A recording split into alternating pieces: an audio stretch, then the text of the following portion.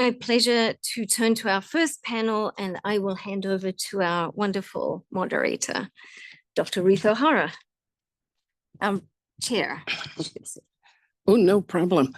Yeah, we are going to have a series of panels today, and I'm going to talk a little bit more to the history of some of the work that we're now doing on sort of combining and blending models of cognition and neurocircuitry to best predict treatment response in mental health.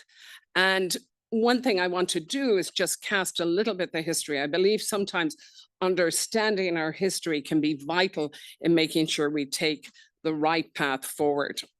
So if we go to the next slide, or can I do that? Yeah. I would if I'd brought my glasses. Let me see if I can do that here.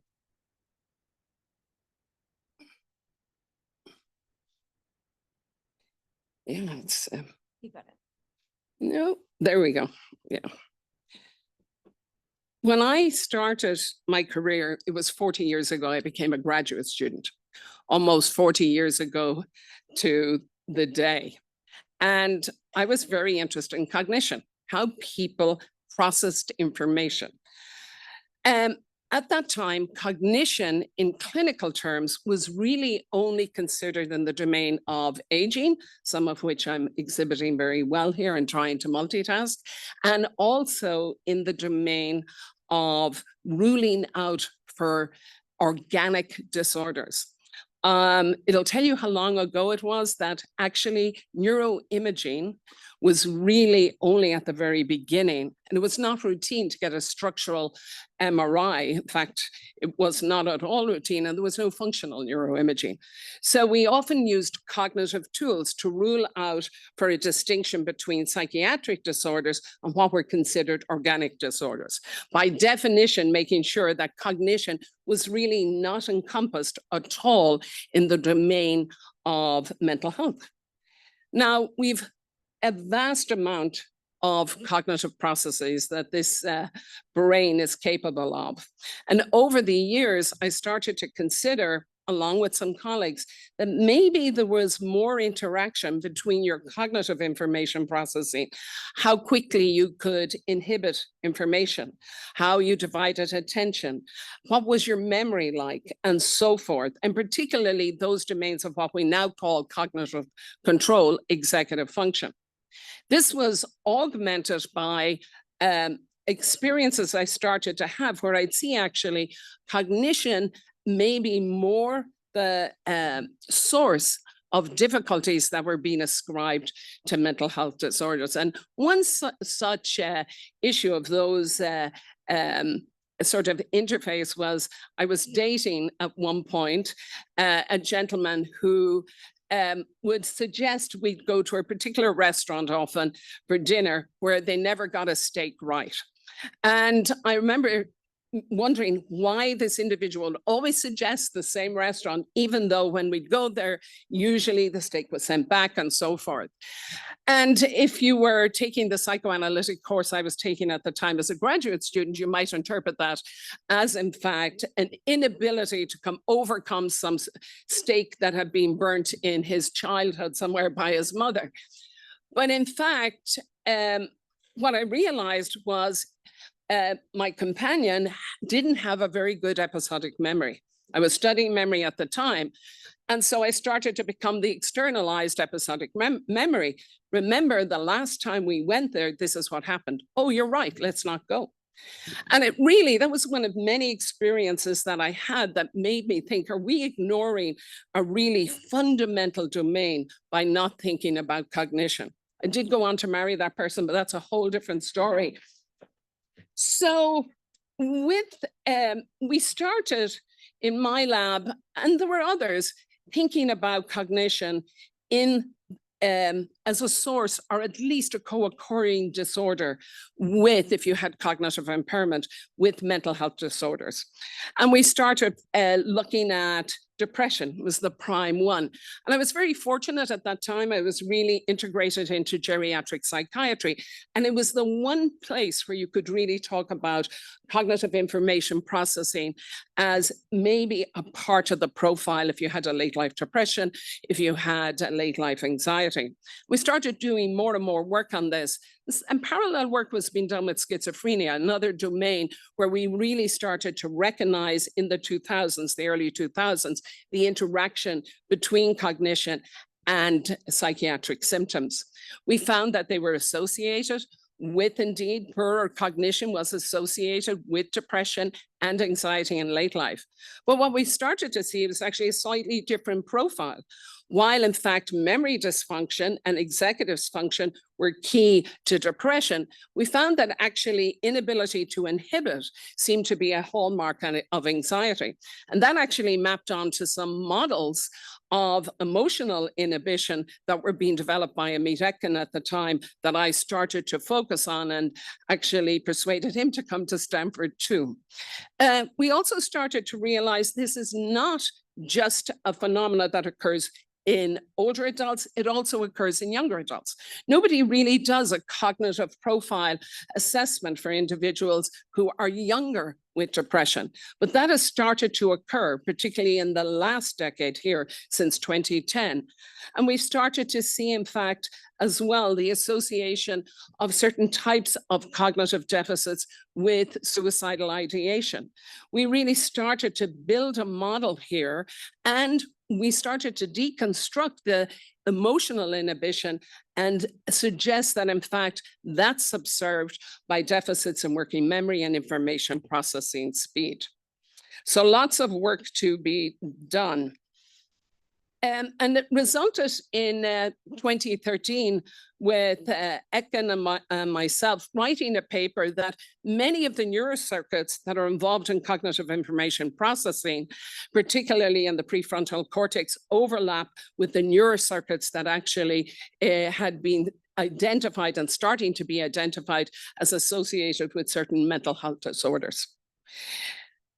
This soon became of interest to those predicting treatment response, starting again mostly in older adults, but Ajilore down at Washington University, now at Penn, did a beautiful paper where she looked at SSRI treatment response in late life depression and found that hippocampal volume, structural, was definitely a predictor of poorer response.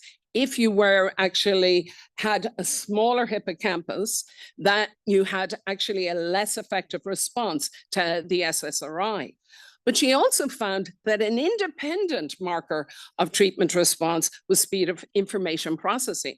And people who had already started to slow in that domain were also independently identified as poor treatment response remitters, so they did not really respond well. So we started to think that cognition could very broadly start to predict treatment response. But like so many things in our science, we discovered very quickly that this wasn't the case. We did a study that we looked at executive dysfunction in individuals with late life depression who in fact were undergoing cognitive behavioral therapy. And our prediction was 30% don't respond to CBT in late life, and 30% have executive dysfunction. These are one and the same. We found exactly the opposite. The individuals who improved most in their mood were actually those who had worse executive function. And we replicated that with problem-solving therapy. And what we thought was probably happening is that therapy itself was a scaffold for the cognitive impairments, particularly in organization and sequencing, that these individuals were suffering from. And so we are following up on that work. The story was much more complex when we looked at neuroimaging. We had actually fMRI pre-treatment with the CBT. We saw some patterns of treatment response, but sample size was small, very limited ability to actually see were there different patterns. And we saw too many different patterns predicting both response and lack of response to be able to make much sense of it. And this is one of the topics you're going to hear about today, where we'll actually talk about how do we use AI to capture that complexity that so far has not been something we can do. Leanne then brought an extraordinary vision to us. She said, look, we already have these wonderful circuits that have been identified from the default network circuit through our salience networks. These may actually be circuits that already can give us more predictive value, particularly if we start to use them in interaction with cognitive measures. So building upon this seminal work published in Lancet in 2016, it sort of gave us a more defined start and base. And really some of the work that's come out of that has been tremendous, where Leanne has been absolutely a world leader in this work. Her and her team have started to do this more stratified prediction of treatment response. And in addition, in integrating this into our own models, we see that other disorders. Here is actually work that we did in 2019 on predicting treatment response from exposure therapy for individuals with PTSD. The neurocircuit is effective at predicting, but not near as effective as when you combine it with measures of memory function. So we're starting to get a sense that although we could establish a more streamlined base, we really are actually dealing with very complex information. The relationship of cognition and neurocircuits to predicting treatment response depends on the treatment. You have executive function associated with poorer response to biologic treatment like an SSRI, but better response to CBT. You have different populations where different cognitive measures are more involved. It was memory and not of executive function that was the best predictor for our patients with PTSD. But as our recognition of the vast amount of data, the vast number of neurocircuits, the vast number of cognitive measures, the vast number of treatments increases, how do we tackle this? I go back to feeling overwhelmed when Leanne said, no, we got this. So, you know, the other thing I just want to mention here is that if cognition plays such a seminal role and is so integral to our treatment response, we can do things about cognition to improve it, and about emotional cognition, such as inhibition for emotionally valenced material. And so we've been doing work in this domain. But there are so many different modes to capture, so many dimensional approaches, and across the lifespan. What is the case when you're 20 may not be the case when you're 40, may not be the case when you're 90. And so really the model for going forward is to make sure that we're connecting these dots. And you'll hear on that shortly, that make sure we're bringing the multiple domains together. It was almost sort of considered odd to mention cognition way back in 1990 when one was trying to get it considered in the domain of mental health. To actually have the facilities that Leanne has outlined today. And then I think the new secret sauce is the state-of-art data science and AI approaches. As David Entwistle so eloquently spoke, this is a domain area where everyone knows that it may be the solution, but not a lot of people know how to use it or even to understand it. I feel in mental health, there's no excuse for that, because most of us have had very rigorous training in statistics of all kind and Bayesian models because of the need to have those in the absence of more objective data.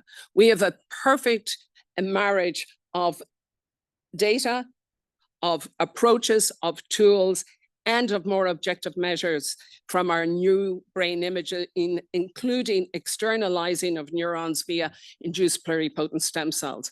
I think, Leanne, now is our moment, and I'm going to hand over to you to actually do the next talk. Leanne is going to talk about scaling and how important that is for reaching the next step. Thank you so much.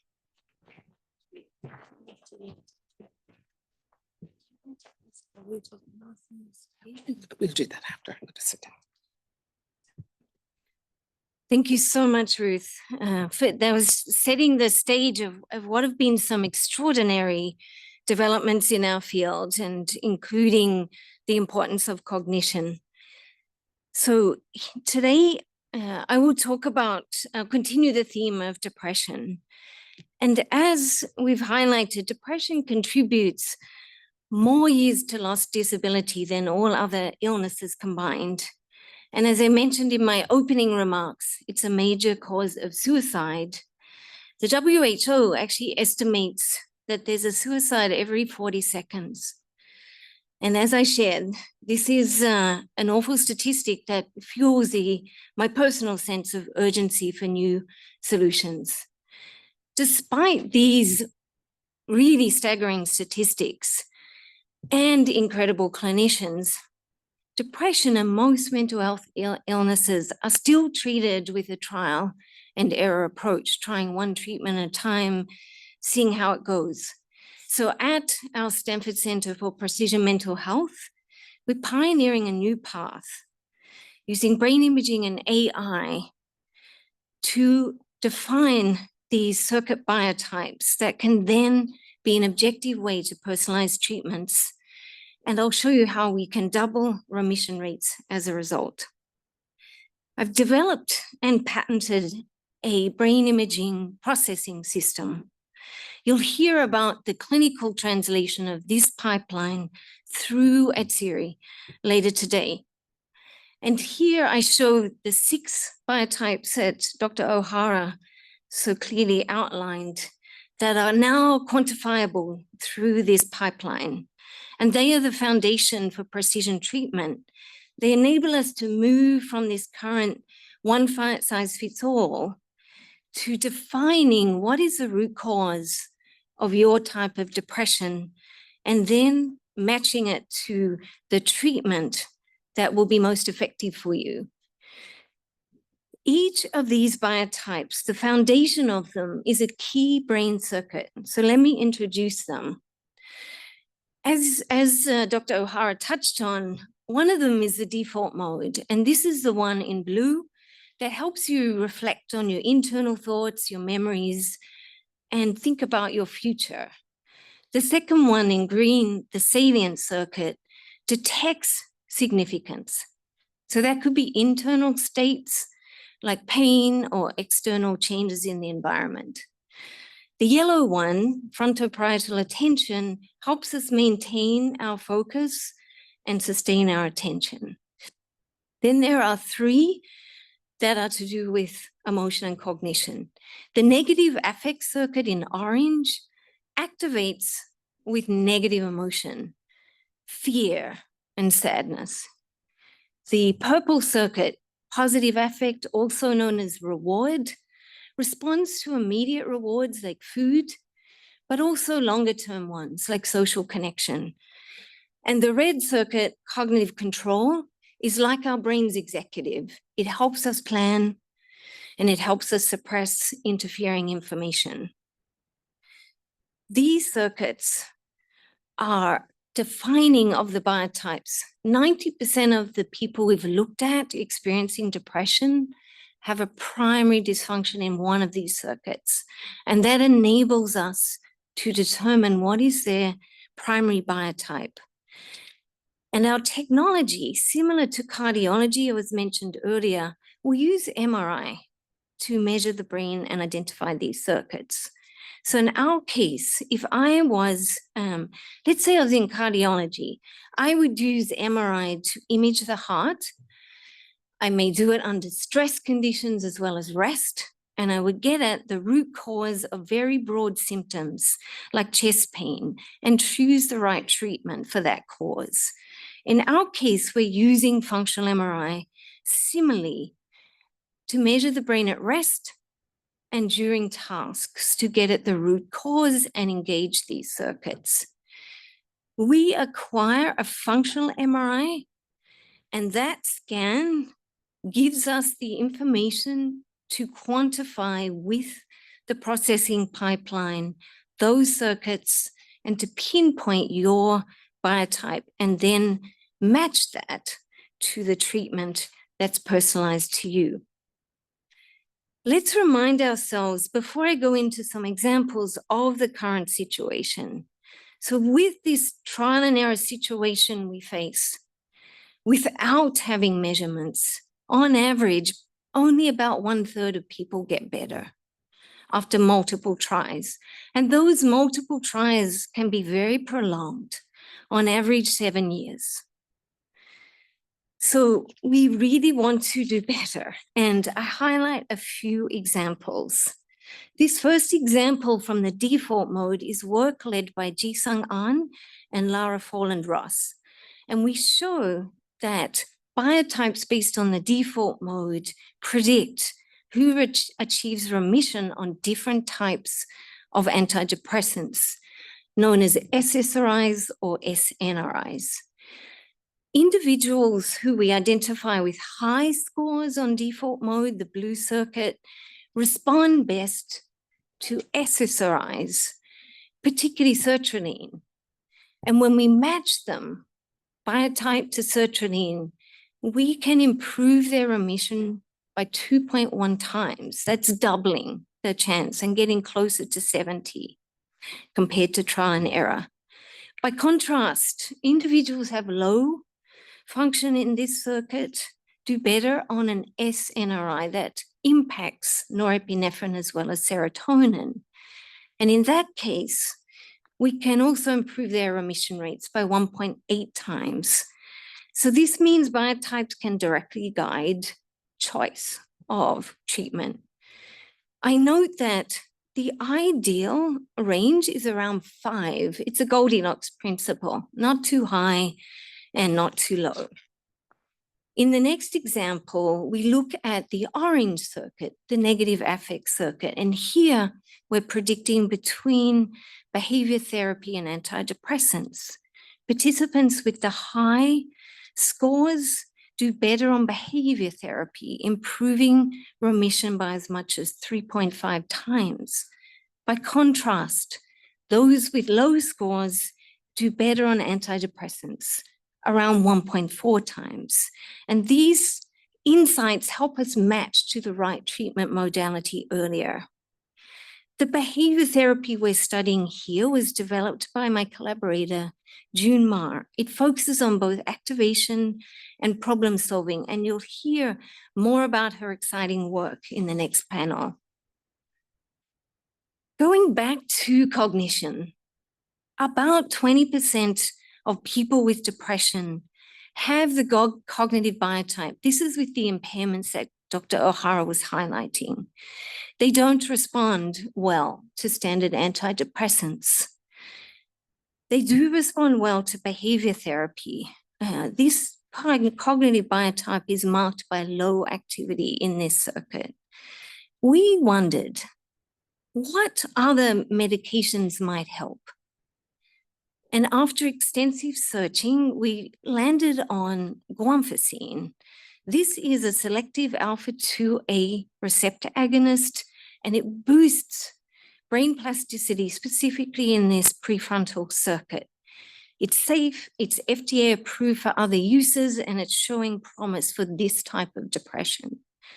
We conducted a prospective biotype guided trial, and that has just been accepted in Nature Mental Health, and it's through an extraordinary collaboration with the clinical lead, Laura Hack, and our investigators, Ruth O'Hara, Lowell W, and Alan Schatzberg, and extraordinary, crucial early support from our supporters.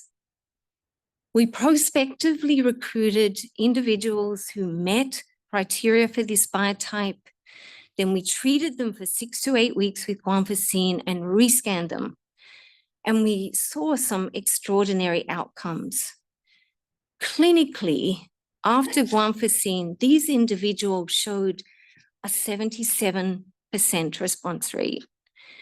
And of those who responded, 85 actually achieved remission, which means their symptoms were restored back into the healthy range. And those clinical improvements were accompanied by a restoration of the brain circuit and also by improvements in their cognitive performance, which is how we function day to day. Here's one participant example from the first person in the trial. So as you can see, her scores are very low across all regions of the circuit. But after we treated her with guanfacine, she saw this remarkable improvement where her circuit function went back into the healthy range, her symptoms remitted, and her suicidal thoughts lifted. You'll hear more about biotyping with clinical cases in Eric Van Staaldunen's presentation this afternoon. Now we're taking a deeper dive into the cognitive biotype through an NIH priority initiative called Impact MH. And I'm thrilled to be collaborating with June Ma and Olu Ajilore from the University of Illinois, Chicago. And Dr. Ajilore will be presenting his groundbreaking work in the next talk. We're also using AI machine learning approaches to validate the biotypes and ensure that they hold true across populations and data sets. And we're using AI further to refine the biotypes, to discover new ones, match them to many more treatments than we've currently studied, and hope to expand them to other mental conditions as well. And this afternoon, you'll hear about one of these exciting approaches using AI foundation models with imaging in a presentation from Dr. Teddy Akiki. So with the new flagship research space that we announced today, we're poised to innovate faster and reach many more people. And together, we'll make precision mental health a reality. Thank you.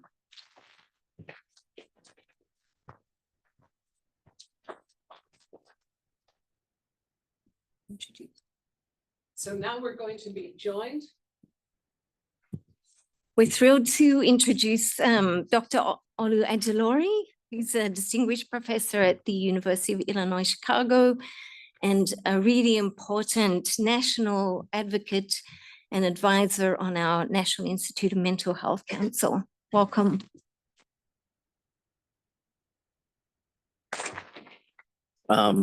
Thank you for having me. And I really want to thank Leanne and the Precision Mental Health team for inviting me here to this wonderful symposium. It's really good to be back at Stanford. I spent a good part of my 20s here when I did my MD PhD. And it was about 20 years and 2 months, almost to the date, that I was here at Stanford doing the Summer Research Institute in Geriatric Psychiatry, where I first met Dr. O'Hara, and started my research career looking into late life depression. And that's what I'm going to talk about today in terms of how do we think about mood and cognition in the context of late life depression. Here are my disclosures. All the work that I'm going to be talking about was funded by NIMH. And you just heard from the excellent talk from Dr. O'Hara and Dr. Williams about how cognition plays a really important role in shaping depression treatment outcomes. And when thinking about pharmacological therapies, poor cognition tends to lead to harder to treat depression. But one thing that we don't know is whether cognition also plays a role after treatment is successful. Once somebody has been in remission, does poor cognition have an impact on that depression course? And that's what I'm going to talk about with some preliminary data from the Rembrandt study that I've been doing with Warren Taylor at Vanderbilt and Carmen Andrescu at the University of Pittsburgh, where we're interested in trying to understand predictors of recurrence in late life depression. When you successfully treat older people with depression, about 44% will have a relapse within a 2-year period. And we're trying to understand some of the reasons behind that.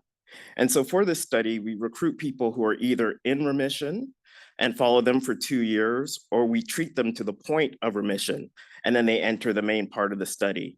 The data that I'm going to be talking about is from this initial part of the study where we're treating people to remission. And we wanted to look at features of that acute initial treatment phase to see if that could tell us some clues as to what might be predictors of depression course or recurrence.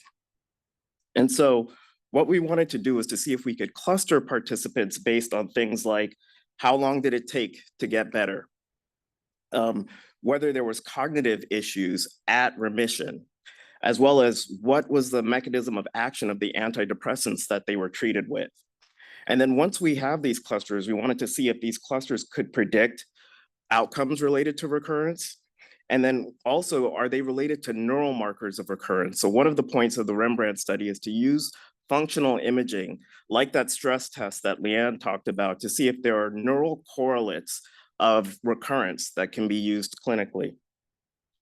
And so to do this, we looked at 82 of our participants in the initial treatment phase, and all of these participants were treated according to a standard algorithm that was informed by the STAR-D trial and the Duke ENCODE study.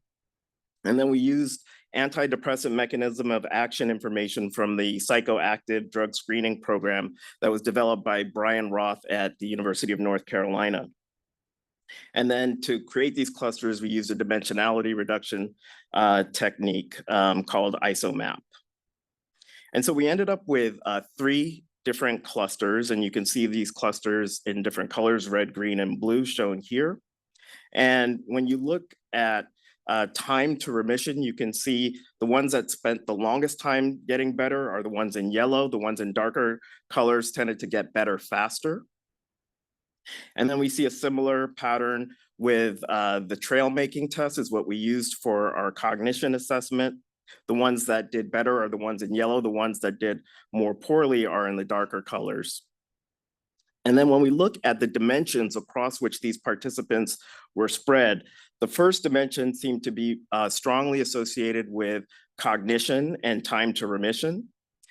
Likewise, the second cluster was strongly associated with cognition. And the third dimension seemed to be most strongly associated with the antidepressant mechanism of action.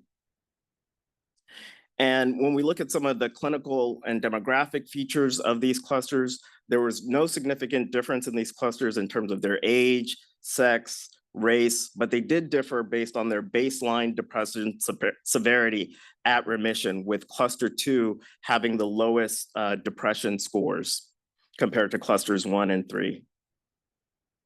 And when we look at time to remission, cluster 1 took the longest to get better compared to clusters 2 and 3.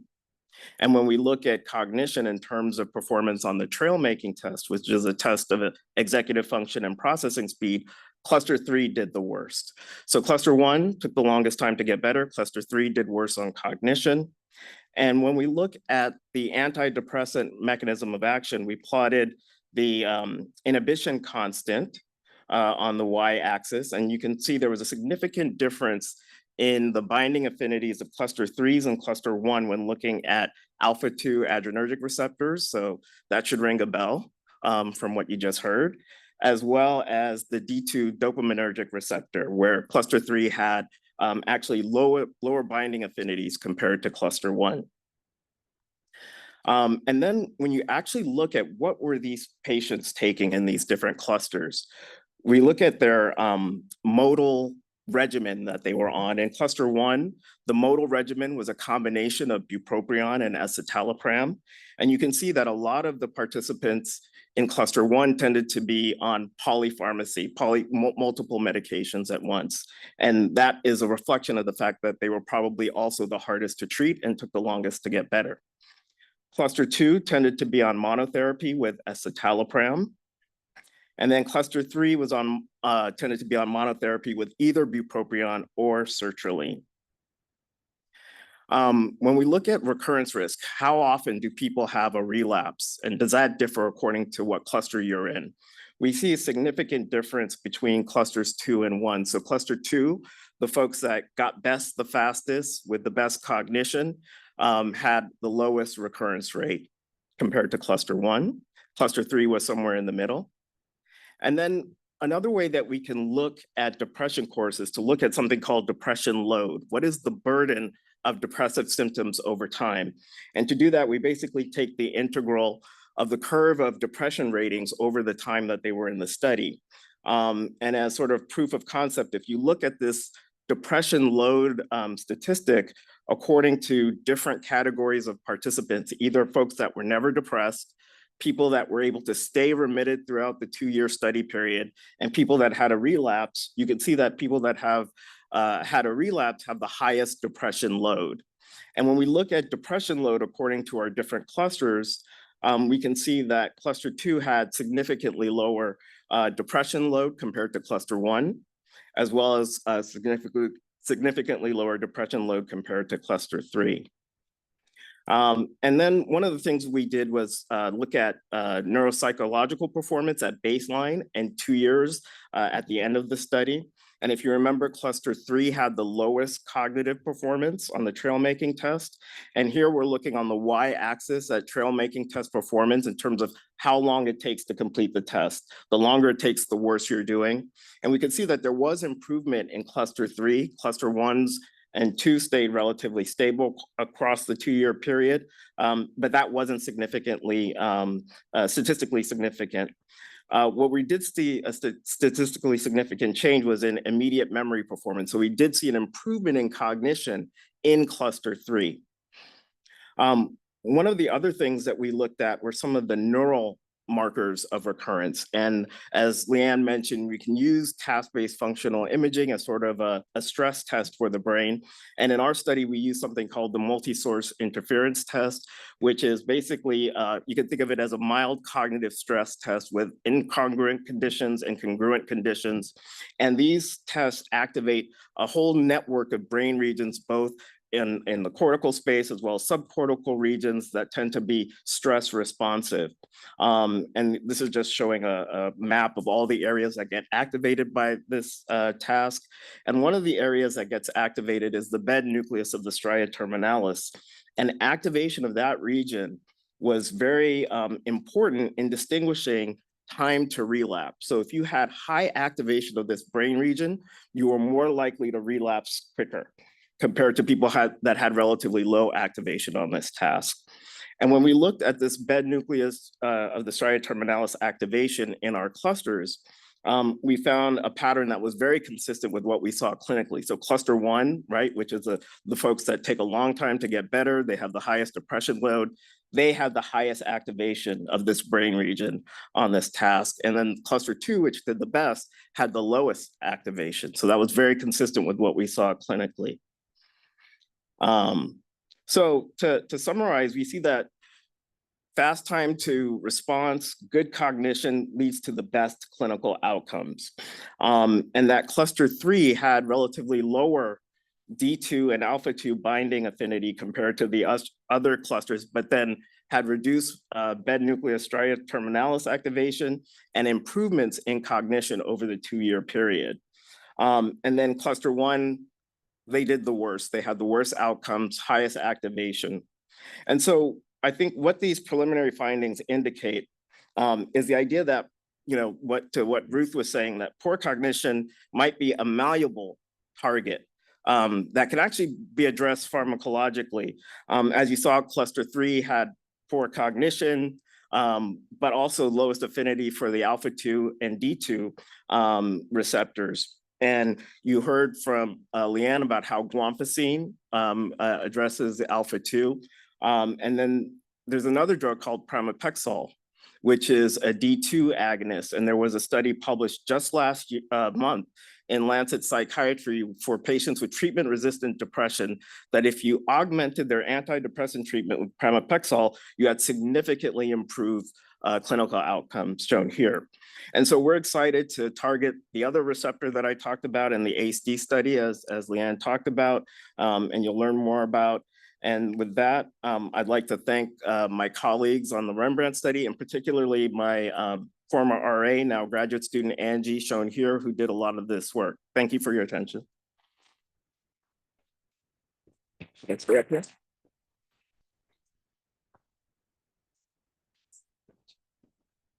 Well, we're going to open it up for questions. And so now is really a good time to think of your questions, but I'm going to lead off.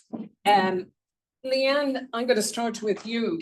Do you think that the field of psychiatry is now ready for these more synergized and predictive approaches that both you and Olu have spoken to so effectively today? Thanks for that great question. Let me check the microphone is on. Yes. I'm very optimistic about, as you may have gathered, I absolutely think we're ready. I actually think it's essential because we need to be collecting data that is relevant to how the information is being used in clinical practice. So we do these studies in a lab-based setting. I think we really need to move into doing trials where we prospectively use the information we're finding so we can really pin down, is it effective when it's deployed to guide or support a treatment decision? So yes. And what about individuals where they may not have access to imaging? Is there a future that we can see for them? I believe so. And I am very inspired by how this has been thought about in other fields. Cardiology is one, oncology, migraine screening, which also uses MRI.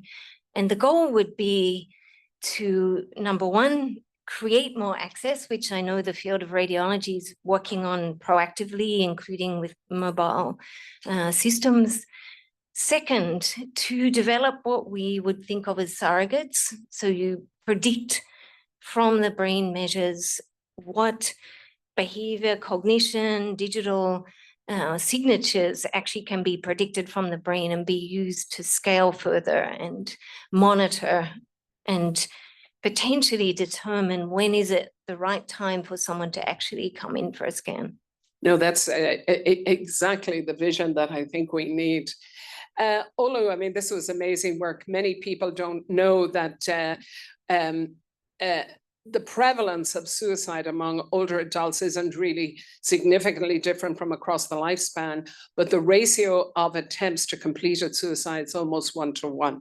So we have a real risk when people are older. And so your work in really trying to track post-treatment is very important. I'm wondering, does this work necessitate an AI model? You know, we're so good at the fundamental statistics in our field, and where would the value of AI come in? Yeah, so is this working? I think to Leanne's earlier point, I think thinking about ways that we can have proxy measures of some of the things that we capture with neuroimaging, that there may be a role with AI identifying features for more tractable measurements that would map onto some of the things that we could do with neuroimaging. Because, you know, I was just having this discussion earlier today about whether people are going to actually pay for all of these scans, but there might be cheaper, more accessible formats that are informed by AI. You know, it's so true and so essential to think of those approaches. Do you think psychiatry as a field is ready for AI approaches? I mean, we've been so trained to hypothesis-driven research. Our diagnostic manual says statistical. We really have some of that excellent training, Helena Kramer and others. You know, it seems often that AI can be characterized as a fishing expedition. Are there approaches we can take to re-educating folks about that? Yeah, I mean, I think part of it is what was brought up earlier today about sort of the vast amounts of data that we can collect now that I think are really only addressable with tools like AI. So, you know, you're going to hear later today from my colleague, Alex Liao, about, you know, digital phenotyping, and we can capture all kinds of data from all kinds of devices that inform us about our behavior, our cognition, our thoughts, our actions. And so I think, you know, it's important for people to understand that AI it's like any other thing. It can be used for harm, it could be used for good. And I think educating clinicians about that is really important. That's terrific. Are there any questions from you? Yes. So my question, I mean, one of the things I just learned today was about the age, that there's sort of, there are differences sort of in the age spectrum. And let's talk about late life. I'm someone who's interested in the human potential of the youth, and involved in Stanford with 2 kids who are very different, and executive functioning has been different, both of them.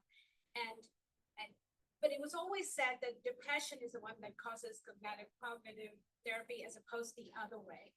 And I was just wondering, this is fantastic work, and I was just wondering, as a proponent of Dr. Williams, what is it that we can do? Because it's obvious that cognitive therapy should be just done in school, like that should be sort of, instead of just studying math and statistics and whatever else. Cognitive training seems to be a precursor for mental health all throughout the life. So you know what I mean? I'm also curious about AI, whether it's agentic AI or just AI, to help maybe, because the youth are ready. They don't want their human potential to be wasted, but they're not able to sort of go to that next step. So Leanne, maybe to you first, and then Olu.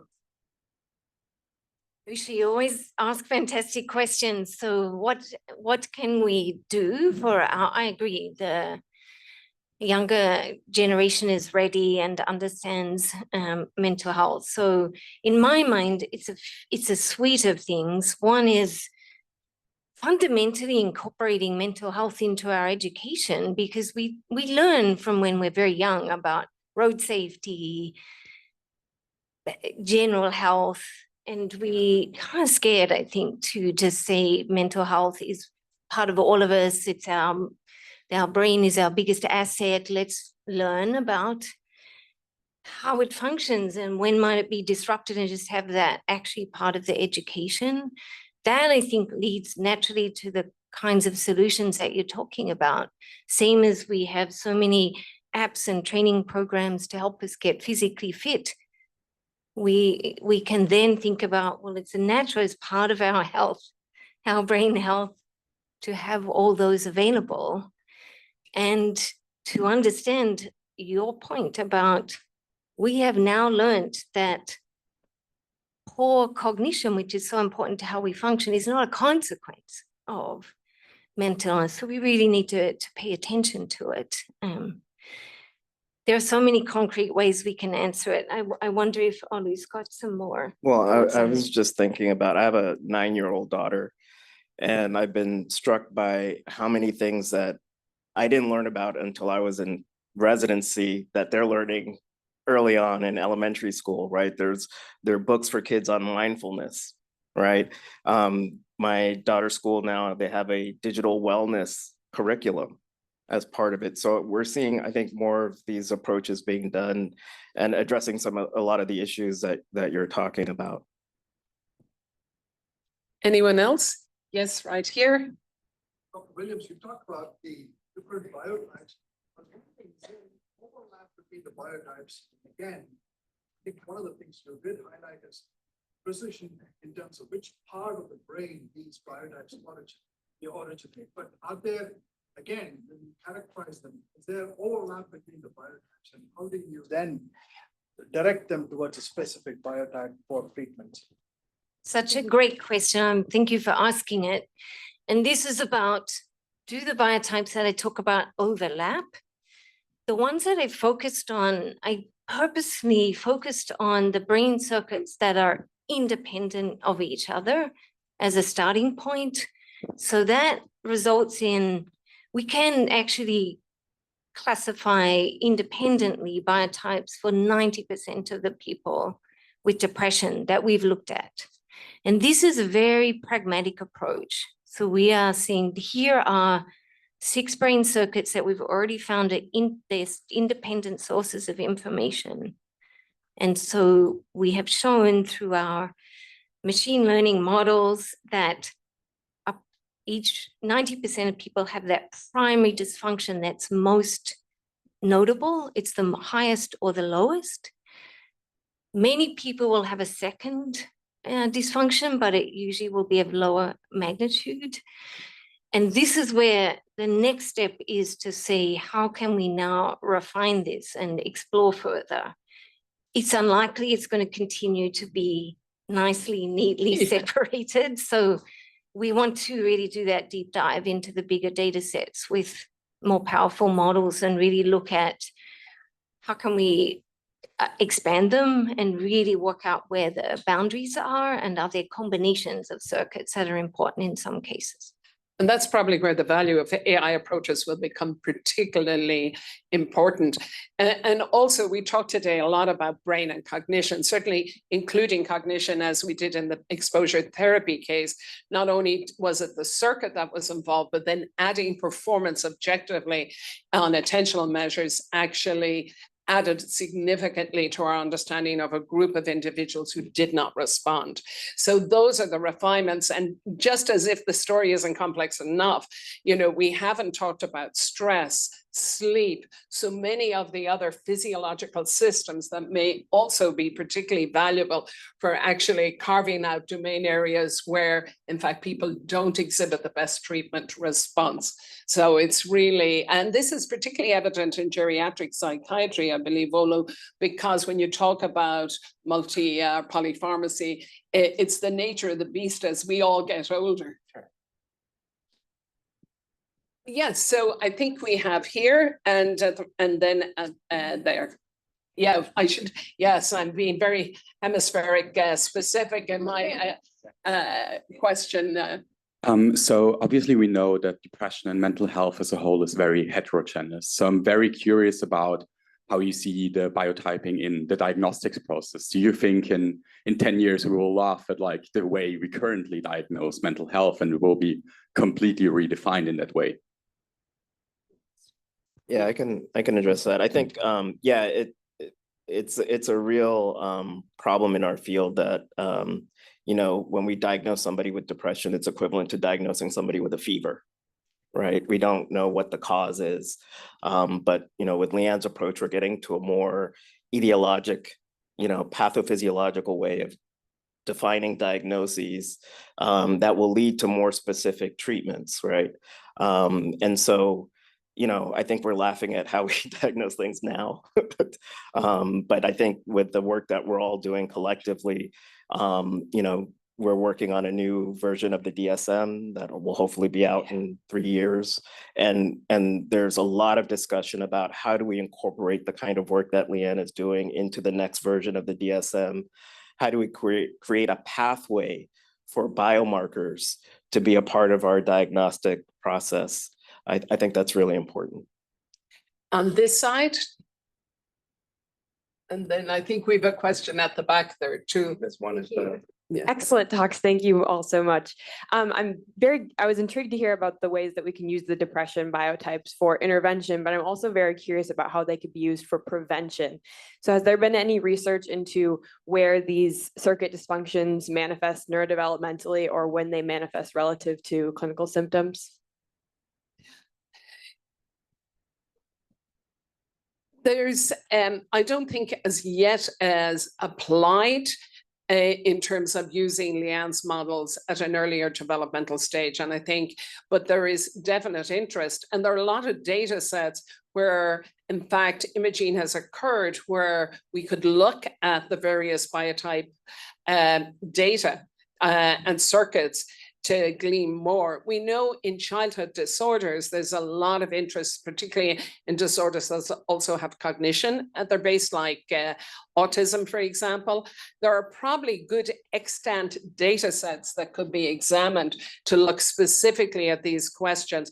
And it relates to Nusha's point earlier that should we be capturing this earlier in the lifespan and sort of have cognitive exercising or enhancement of these particular biotypes right from the get-go. That I think would be the ultimate dream.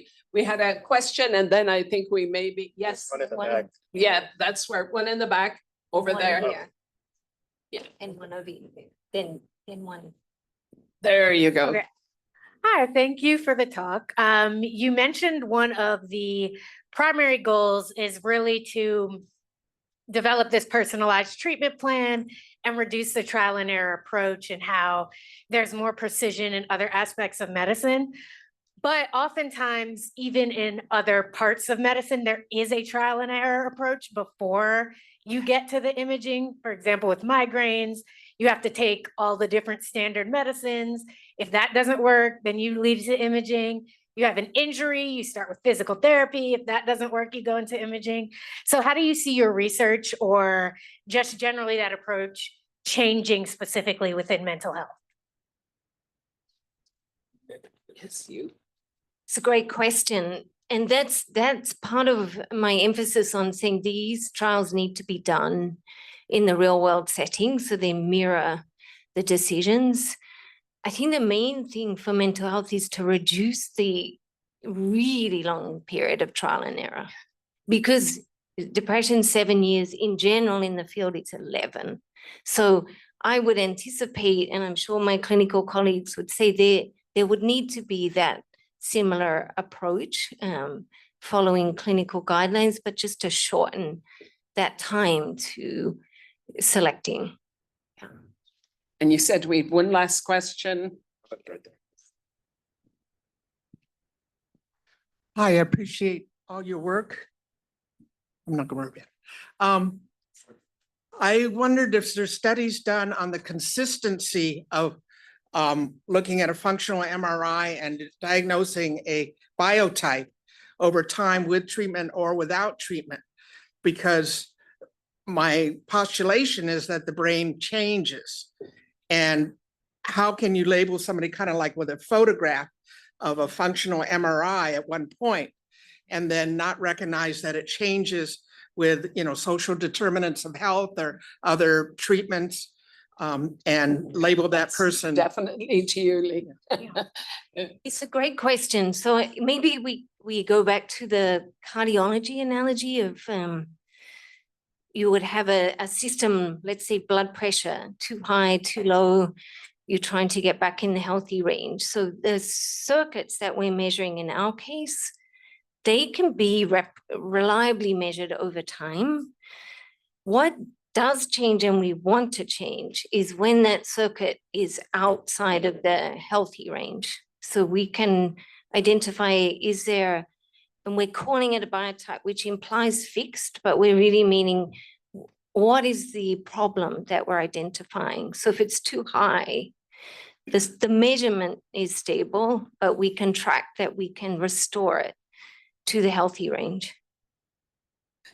Which is the value of Leanne's continual assessment of how other fields are approaching this in medicine, because so often we're a little more reticent in mental health.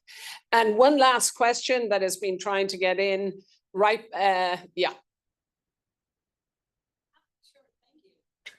My question is actually sourced from having a loved one who passed 25 years ago, the brain condition. That's okay. So I have a question about a cheaper test. Do the 6 biotypes you have identified have any chemical or excretion trail? So obviously a blood test or a swab is much cheaper. So I'm just wondering, has the chemical aspect been investigated? Olu, I think we bring that to you. Yeah, there's actually, I participated in a symposium yesterday, and I believe Steve Hyman is part of this huge psychiatric biomarkers network where they are focused on more fluid-based, whether it's CSF, blood, type of biomarkers for different psychiatric conditions. So there is work on that. Now, how that maps onto Leanne's biotypes, I'm not sure, but that work is happening sort of in parallel. Maybe I take the one challenge we have is exactly the issue you highlighted about this focus on the cost of imaging, and that's something I really think is worth revisiting. We spend a lot of time working with radiology and healthcare providers, and the modeling, the cost is manageable when you look at the equivalent cost separate from, say, a facility's cost, and you compare it to what you save if you're getting someone well in I mean, less than 7 years. Let's say we can get them well within a few weeks. So the modeling, I think, it hasn't been done as is in a clear way yet for our field, but I think it's a really important case to make because we benefit from existing workflows that exist for every other area of medicine, whereas we absolutely need to look at blood-based markers, all sorts. It's how to build those clinical pathways in our field. Yeah. So thank you Terrific. for your question. So I think that's probably it, so we don't go over. Thank you to everyone. And don't hesitate to reach out to us all during the symposium if you have additional questions. Thanks so much.